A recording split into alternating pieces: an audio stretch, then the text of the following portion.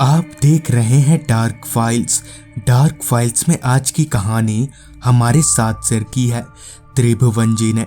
तो चलिए बढ़ते हैं आज की इस कहानी की ओर। आज की इस वीडियो में आगे बढ़ने से पहले अगर आपने अभी तक हमारे चैनल को सब्सक्राइब नहीं किया है तो कर लें, और ऐसी ही और वीडियोस के लिए देखें अनहोनी। चैनल की लिंक आपको नीचे डिस्क्रिप्शन बॉक्स में मिल जाएगी। ये बात आज से करीब 35 साल पुरानी है और मुझे अच्छे से याद है। उस वक्त मैं अपने गांव आ रखा था। दरअसल मेरे गांव आने का मुख्य कारण गांव का वार्षिक मेला था, जो साल में सिर्फ एक बार ही लगता था, वो भी सिर्फ 3 दिनों के लिए। खैर, इस बार मैं और मेरा छोटा भाई पूरी तैयारी करके आए थे कि चाहे कुछ भी हो जाए, आज हम लोग किसी भी कीमत पर मेला घूम कर ही रहेंगे, फिर चाहे इसके लिए हमें अकेले ही क्यों ना जाना पड़े। उसी शाम मैं और मेरा छोटा भाई मेले में जाने के लिए तैयार होने लगे। मैंने सोचा कि किसी को साथ ले जाऊंगा, मगर घर के सारे लोग अपने अपने कामों में व्यस्त थे, जिस वजह से मैं और मेरा छोटा भाई अकेले ही निकल पड़े। हमारी तरह ही गांव के बहुत से लोग मेला देखने जा रहे थे। अंधेरा भी बस होने ही वाला था। चूँकि हमारे घर से मेला थोड़ा दूर था, तो अभी हमें वहां पहुंचने में थोड़ा वक्त लगने वाला था। चलते वक्त मैं और मेरा भाई काफ़ी खुश थे, क्योंकि हम बहुत सालों के बाद गांव के मेले में जा रहे थे। कुछ देर ऐसे ही चलने के बाद हम लोग मेले में पहुंचे। वो बहुत ही बड़ी जगह थी जहां पर मेला लगा था। खाने पीने और घूमने फिरने की काफ़ी सारी चीज़ें थी, लिहाजन हम दोनों बिना देरी किए इधर उधर घूमने लगे। अब हमें चलते फिरते काफ़ी वक्त हो चला था और अब तक पूरी तरह से अंधेरा हो चुका था। चूँकि उन दिनों लाइट की कुछ खास व्यवस्थाएं नहीं थी, जिस वजह से अब लगभग मेला बंद होने पर आ गया था। मगर इससे हम दोनों भाइयों को कोई फर्क पड़ने वाला नहीं था। हम अभी भी उसी तरह से मेले में घूमे जा रहे थे।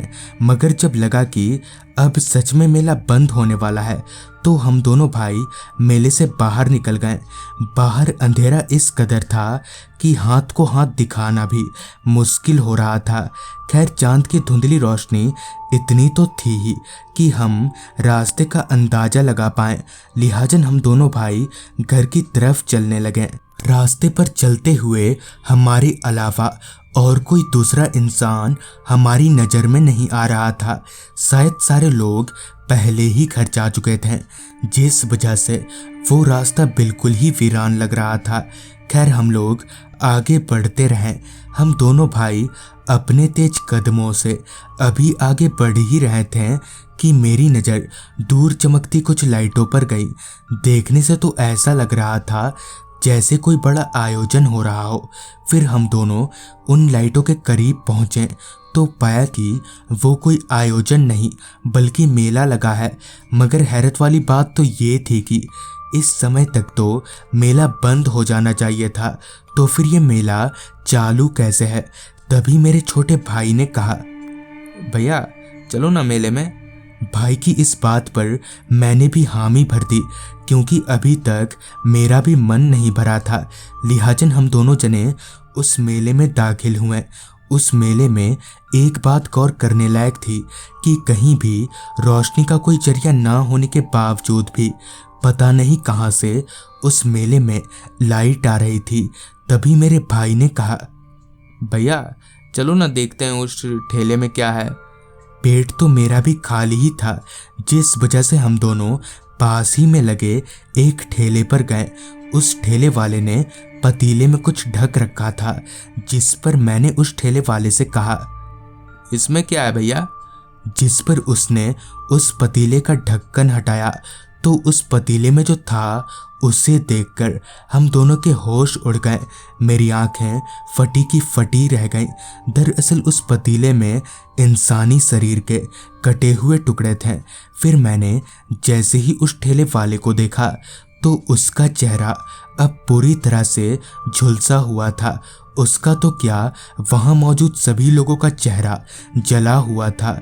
इन सारी चीजों को देखकर मैं समझ गया था कि ये लोग इंसान नहीं हैं। तो मैंने अपने भाई का हाथ कसकर पकड़ा और सर पर दौड़ लगा दी और सीधे घर की दहलीज पर ही रुका।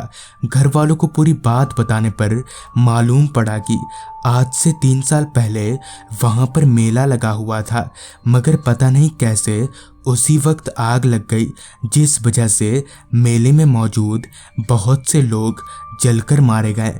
तब से साल के 3 दिन उस जगह पर मुर्दों का मेला लगता है। तो दोस्तों, ये थी त्रिभुवन जी की भेजी गई कहानी। अगर आपके पास भी ऐसी ही कोई कहानियां हैं तो हमारे साथ ज़रूर शेयर करें। तो मैं आर्यन जल्द ही मिलूंगा आपसे ऐसी ही एक कहानी के साथ।